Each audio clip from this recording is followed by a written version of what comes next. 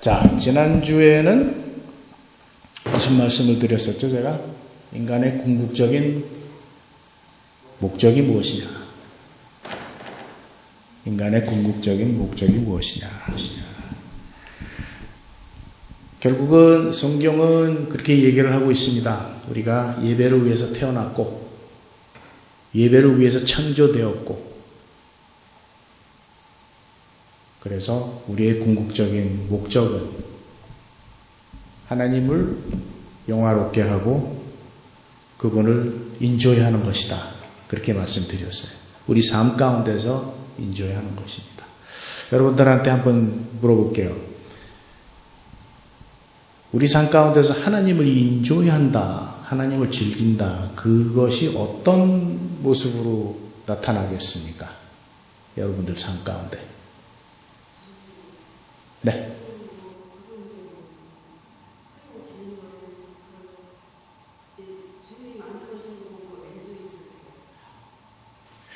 그 주님이 창조하신, 요새 밖에서 가드닝 하십니까? 저도 그렇습니다.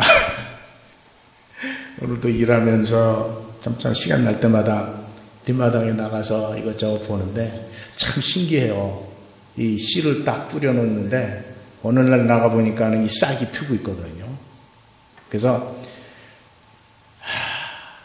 물론 이 과학자들이 진화론 얘기 많이 하고 그러는데 어느 정도는 그 논리가 있죠. 근데 저는 알 수가 없는 것이 그거예요. 씨 하나에서 싹이 나면은 왜 어떤 부분은 뿌리가 되고 어떤 부분은 줄기가 되고 또 어떤 부분은 이파리가 되고 어떤 부분은 열매를 맺을까? 그 모든 정보가 이 씨 안에 인코드가 되어 있는 거예요. 이게 자연적으로 그렇게 생겼다?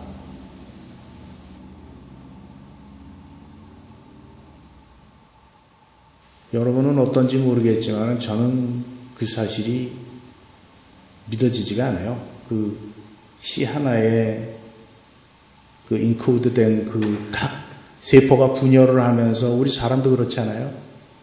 이 정자와 난자 이게 세포 하나거든요. 하나하나 두 개가 뭉쳐서 세포 분열이 막 시작되면서 어떤 부분은 팔이 되고 어떤 부분은 발이 되고 머리가 되고 이 정자와 난자 세포 하나하나에 그 모든 정보가 들어가 있는 거예요. 놀랍지 않습니까? 저는 이게 자연으로 보기 나름인데 그래서 이 가드닝을 해보면은 참 신기하다 그런 생각이 많이 들어요. 우리 동지를 만난 것 같아서 감사합니다. 또 다른 분은 우리 삶 가운데서 하나님을 인조하는 게 어떻게 나타날까요?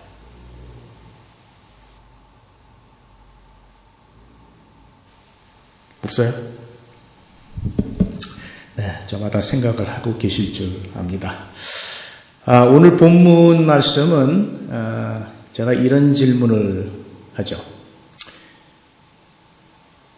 한 신학교 학생이 이 수업 도중에 갑자기 일어나더니 교수님한테 이렇게 물어봅니다.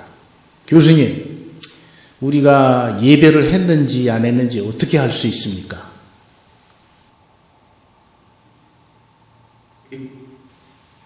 갑자기 얼토당토하는 질문을 했어요. 그 학생이.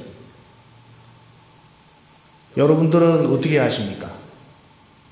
여러분들이 예배가 끝나고 난 다음에 예배를 했는지 안 했는지. 네. 어려움이 사라지고 평안함을 얻는다. 네. 맞습니다. 또 다른 분.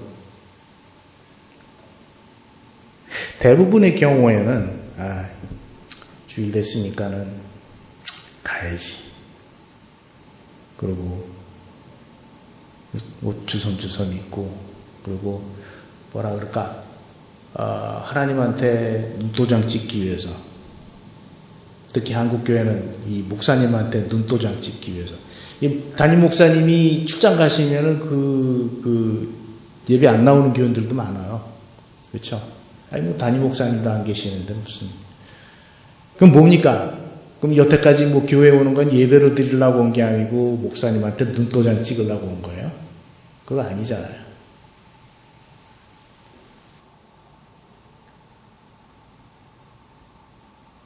학생이 갑자기 이런 질문을 하니까 그 교수님이요, 눈 하나 깜짝 안 하지 않고 그 자리에서 그렇게 대답을 했답니다. 네가 변했다면은 너는 예배 본 거야. 내가 변했다면은 예배 본 거야. 우리는 모두가 이 신령과 진정으로 마음에 와닿는 예배를 갈망합니다. 마음에 와닿는 찬양, 설득력 있는 설교, 열정적인 기도, 또 때로는 성령의 은사 체험, 뭐 병고침, 방언, 뭐 있을 수 있죠. 이 모든 것들이 예배 가운데 일어날 수 있는 것은 오히려 이상한 것이 아닙니다. 그렇잖아요. 하나님은 우리에게 감정이라는 그 선물을 주셨는데, 오히려 신령과 진정으로 드려지는 예배 가운데에 이런 현상이 일어나는 거 자연스러운 일이에요. 문제는 예배당을 나선 후부터입니다. 예배당을 나선 후.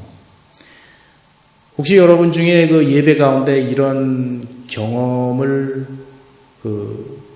감동 있는 예배 경험을 한 후에 예배당을 나오면서 아무 일도 없었던 것처럼 그냥 일상생활에 되돌아갔다가 또다시 그런 체험을 위해서 예배당에 찾아오는 사람, 여러분들은 없을 줄 압니다.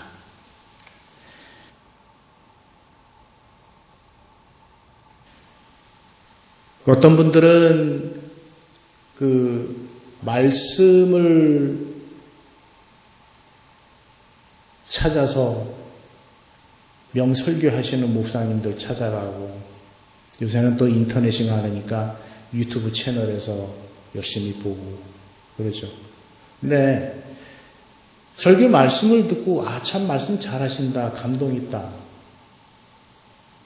근데 그 후에 실제 일주일 동안 삶은 하나도 변하지 않아요.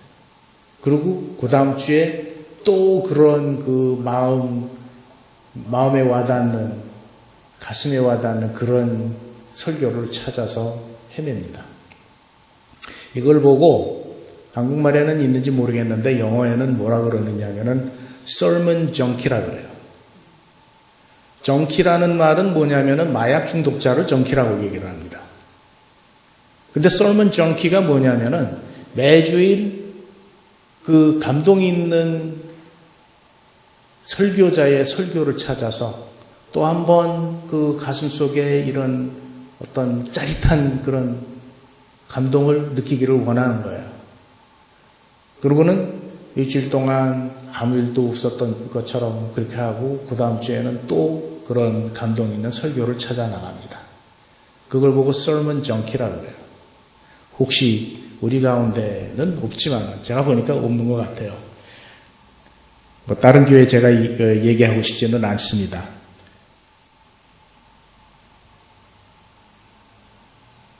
이거는 이 동네에 실제로 있었던 일입니다. 매주 이 자신이 몸담고 있는 그 교회에서 정말 그 열정적인 그 찬양을 인도하던 친구가 있었어요.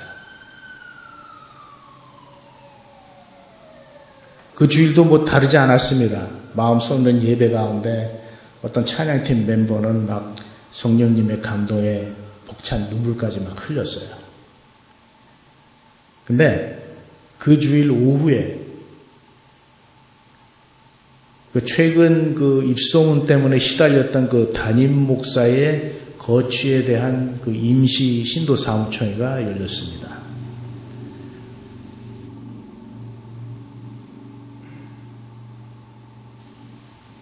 그 찬양 인도를 하던 그 친구는 아침 예배 때 그 눈물을 흘렸던 찬양팀 멤버가 이 공적으로 이 담임 목사에 대해서 신랄하게 공경을 하는 것을 봤어요. 갑자기 이 친구가 속이 메스꺼워지는 걸 느꼈습니다. 아침에는 그렇게 가슴 벅차게 찬양하고 눈물까지 흘리던 그 찬양팀 멤버가 그날 오후에 신도사무총회에서 담임 목사님을 신랄하게 공격하는 그거를 보고 참 마음에 공허함을 느꼈어요. 내가 인도하는 찬양 예배가 이런 거였나?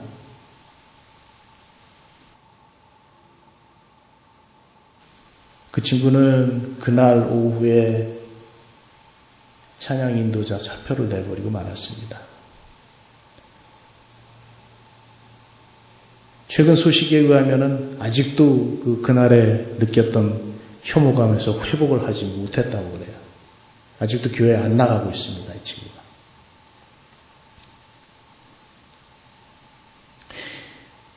야고보 사도는 이런 거에 대해서 굉장히 엄중한 경고를 합니다.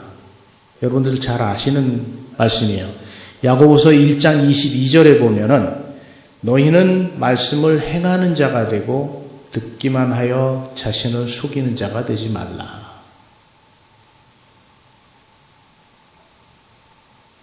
야고보는 2장 17절에 또다시 이런 말을 합니다. 행함이 없는 믿음은 그 자체가 죽은 것이라. 물론 신학적으로 이것 때문에 하다못해 캘빈도 이 야고보서는 거지복음이다 그렇게 얘기를 했어요. 왜냐하면은 종교개혁이 일어나면서 우리가 구원을 받는 것은 하나님의 은혜로 구원을 받는 거지 우리의 행함으로 구원을 받는 거 아니라고 그렇게 얘기를 막 했는데 야고보서는 오늘 무슨 얘기를 하느냐 하면은 행함이 없는 믿음은 그 자체가 죽은 것이라. 이거를 잘못 오해를 하면은요 행함으로 구원을 받는다? 그렇게 나갈 수가 있어요. 그리고 실제로 이단들이 그렇게 가르치고 있습니다. 행함이 있어야 천국에 간다. 구원을 받는다. 근데 오히려 그거는 이 말씀을 잘못 오해를 한 거예요.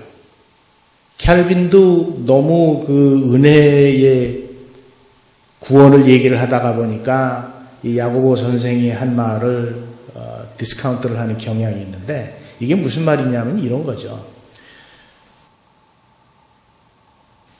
여러분들 마음속에 믿음이 있는지 없는지 내가 알 수가 있습니까? 여러분들이 누구를 만나면은 그 사람 마음속에 믿음이 있는지 없는지 알 수가 있어요? 없어요. 그렇죠.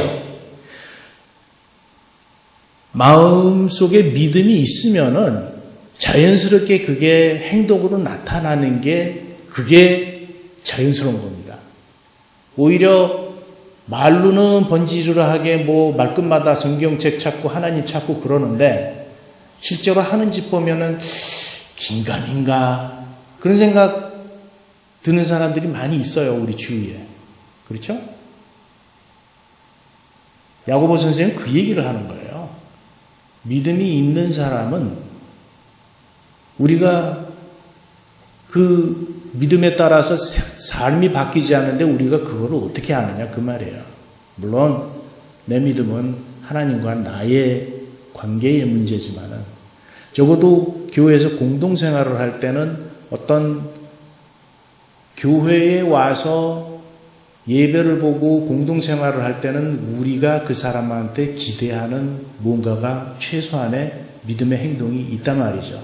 근데 그게 안 보이면은 너 믿음 없는 거야 그렇게 얘기를 할 수는 없지만은 속으로는 믿는다고 그러는데 저 사람이 믿음이 있는 거야 없는 거야 정말 그런 의심 들 때가 있잖아요. 우리 야고보 선생님 그 얘기를 하는 거예요 지금. 그래서 이 말씀을 오늘 예배에 연결해서 말하자면 이렇게 되는 거예요. 변화 없는 예배는 그 자체가 죽은 것이다. 우리가 신령과 진정으로 예배를 드렸다면 우리는 변화해야 합니다. 이 변화된 우리의 모습이 우리가 진정으로 신령으로 예배했다는 증거예요. 저는 지난주에도 우리 성도님들 중에서 그런 말씀 하시는 분 들었어요. 저도 교회 생활을 하면서 많이 변했습니다. 한두 분이 아니고 여러분들이 그런 말씀을 하세요. 물론 제가 목회를 시작한 지는 이제 8개월 정도밖에 되지는 않았지만 제가 그런 삶의 고백을 들을 때 목회자로서 참 감사하다. 변화가 있구나. 저는 하루아침에 이렇게 어디 집회 가갖고 은혜 받아서 눈물 콧물 흘리고 며칠 동안 눈물로 회개하고 그럴 수도 있겠죠. 그렇지만은 회개를 하고 난 다음에 그 사람의 삶이 때로는 180도 확 바뀌는 분들도 있어요. 할렐루야. 그런데 그러지 않은 분들도 굉장히 많이 있습니다. 이 마음속에 매주일 교회를 다니면서 하나님의 말씀을 들으면서 그래, 내가 이렇게 살면 안 되지. 하나씩 바뀌어가는 그 모습을 보는 거죠. 우리 신앙생활이라는 거는 그렇게 하는 거예요. 적어도 침례교회에서는 구원이라는 것을 3가지로 얘기를 합니다. 이 성경에 나오는 얘기예요. 어떤 분들은 신앙 고백을 하고 그 자리에서 구원 받았다. 맞죠? 예수님을 나의 구주로 영접을 하면 구원받는 거 맞습니다. 그래서 예수님을 영접함으로써 받는 구원이 있고 성경책 보면요.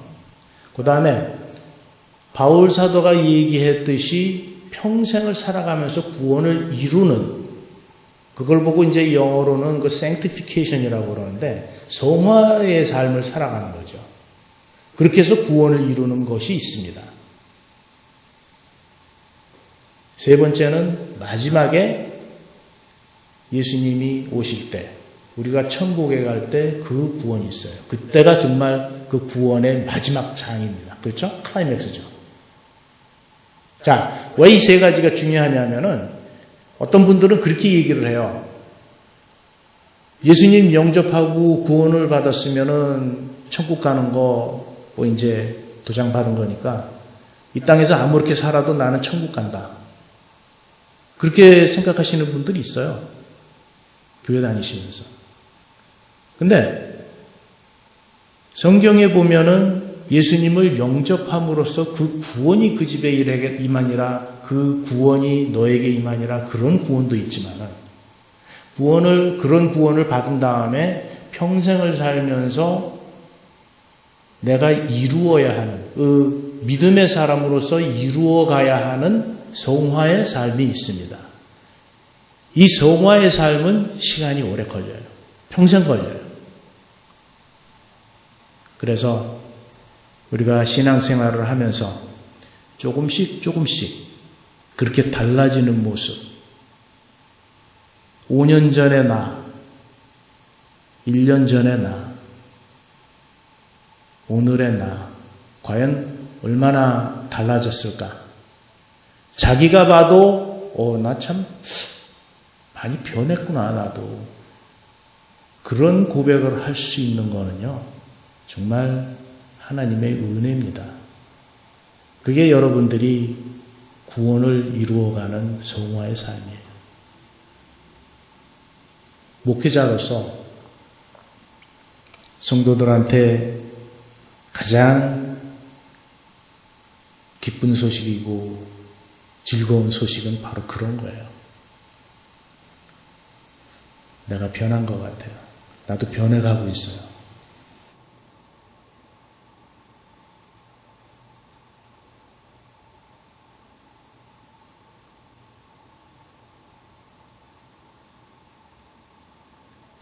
우리가 예배를 보고 문 밖에 나가면서 그때부터 우리의 신앙생활이 시작됩니다. 다음 주에 주일 예배에 만날 그때까지 과연 내 삶 속에서 성령님이 내 삶을 주관하시고 10번 화내던 거를 5번으로 줄이고 되도록이면은 손해 보지 않으려고 빠등빠등 하는 것이 아니라 그럴 수도 있겠구나.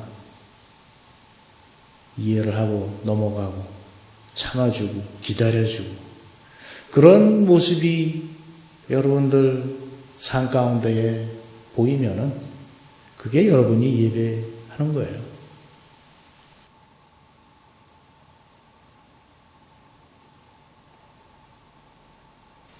우리는 그런 예배의 삶을 드렸으면 좋겠습니다. 제가 처음에 예배가 무엇입니까? 물어봤을 때 어떤 분이 그렇게 말씀을 하시더라고요.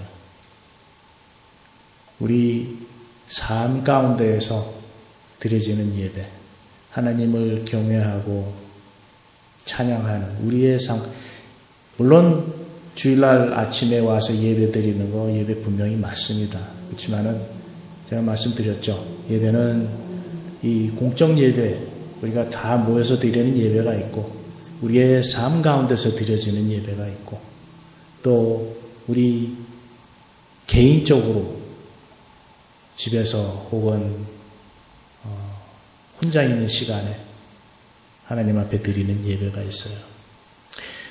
제가 타이도어라는 침례교회 다닐 때 이 깡패 두목이 되려고 했던 친구가 은혜를 받아갖고 신학교를 가게 됐습니다. 근데 그 친구가 오토바이 타는 거를 좋아해요. 그래서 전도사 생활을 하면서 저는 그 친구한테도 참 많은 거를 배워요. 그렇게 하고 얘기를 하더라고요. 자기는 주중에 이 오토바이를 타고 이 경치 좋은 데를 이렇게 찾아다닌대요. 주로 시골길 같은 경우. 그런 데를 다니면서 우리 집사님 말씀하셨듯이 하나님께서 창조하신 그 아름다움을 보면서 거기서 찬양을 하고 한자리에 서서 성경책을 읽고 자기는 그게 자기가 개인적으로 하나님한테 드리는 예배의 생활이라고 그러더라고요. 저는 그렇게는 한 번도 생각해 본 적이 없었거든요. 저는 생각에 예배다 그러면은 딱 옷 차려입고 아니면은 목욕 재개하고 딱 성경책 펴놓고 경건한 모습으로 그렇게 하는 건 줄 알았는데 아니더란 말이죠.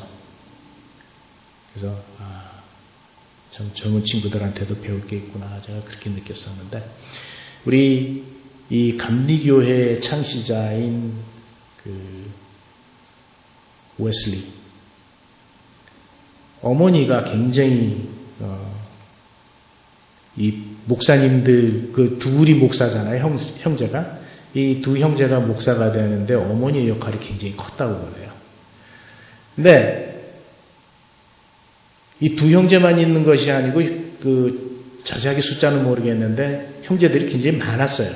그래갖고 이 어머니가 수산한데 아이들을 돌보느라고 하루 종일 그냥 바쁘게 그냥 그렇게 살았어요. 근데 이분이 다른 사람하고 다른 게 하나 있었습니다. 뭐냐면은 그 바쁜 와중에도 때로는 이렇게 보면은 이 행주 치마폭을 머리에 뒤집어 쓰고 기도를 하는 거예요. 그 가운데서 경건한 시간을 보냅니다. 우리 현대 생활 참 바쁘죠. 근데 그 바쁜 와중에도 우리가 잠깐 시간을 낼 수가 있어요. 하다못해 진짜 가든에 나가갖고 꽃을 보면서도 참 하나님의 그 능력이 창조의 신비가 참 대단하다. 그것도 예배의 한 일종이라고 봅니다. 저도 가끔 가다가 마음이 착잡하면은 차를 타고 그냥 혼자서 드라이브를 하는데 오가면서 많은 그 생각을 하죠. 생각을 하면서 또 때로는 기도를 하고 교인들을 위해서 기도하고 앞으로 실로암 교회가 어떻게 이끌어 나갈 것인가 저한테 지혜를 달라고 구하기도 하고 저는 그 시간이 참 좋아요.